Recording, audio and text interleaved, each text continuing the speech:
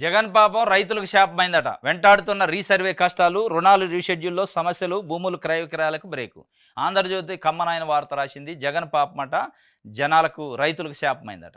అది ఏమో కరెంటు బిల్లులు పెంచితే జగన్ శాపమే. కరెంటు బిల్లులు పెంచినా జగన్ శాపమే. ఇంకెక్కడ బుడమేరులో వరదలొస్తే జగన్ పాపమే. కొల్లేరులో వరదలొస్తే జగన్ పాపమే. ఇయాల రీసర్వే చేయలేక మీరు 6 నెలలు గవర్నమెంట్ వచ్చింది. తెలుగుదేశం పార్టీ, కూటమి ప్రభుత్వం.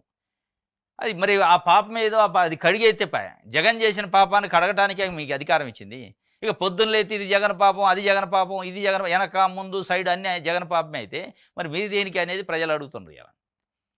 అంటే జగన్ పాపం చేసినా, పుణ్యం చేసినా ప్రజలు ఇంట్లో కూర్చోబెట్టారు. మిమ్మల్ని కుర్చీలో కూర్చోబెట్టారు. చంద్రబాబు నాయుడు గారిని.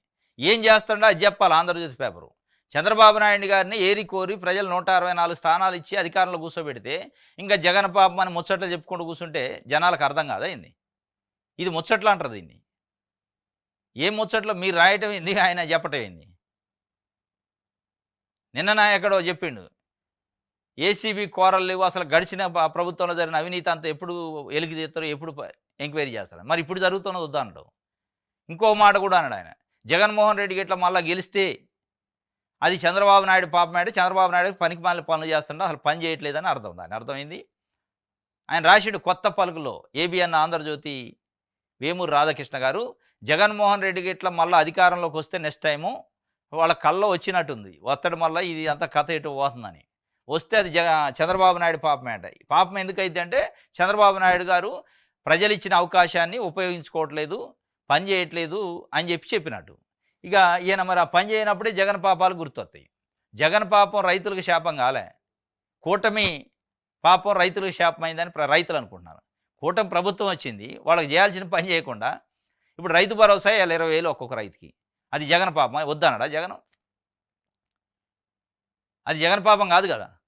కరెంటు బిల్లులు పెంచితే జగన్ పాపం, ఇది జగన్ పాపం. మరి రైతు భరోసా, అమ్మకబడి వాటిని ఇయ్యొద్దని జగన్ చెప్పిండా? జగన్ పాపం అది.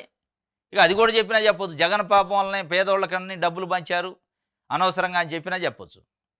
ఇది రైతులకు శాపమైందట. వెంటాడుతున్న రీసర్వే కష్టాలట. మరి ఆ కష్టాలను తీర్చాలిగా. విజన్ 2047 ఉన్నాయన విజన్ ఉంది కదా చంద్రబాబు నాయుడు గారు. ఆ విజన్ ఉన్నాయన ఒక రీసర్వే సమస్య పరిష్కరించలేక జగన్మోహన్ రెడ్డి పైన పాపం అని చెప్తే రైతులకి ఏమొస్తుంది? ఆయన పాపం చేసినా, పుణ్యం చేసినా మీరు తెలుసుకోండి. రైతులకు కావాల్సింది ఇవాళ వాళ్ళకి కావాల్సిన పని కావాలా.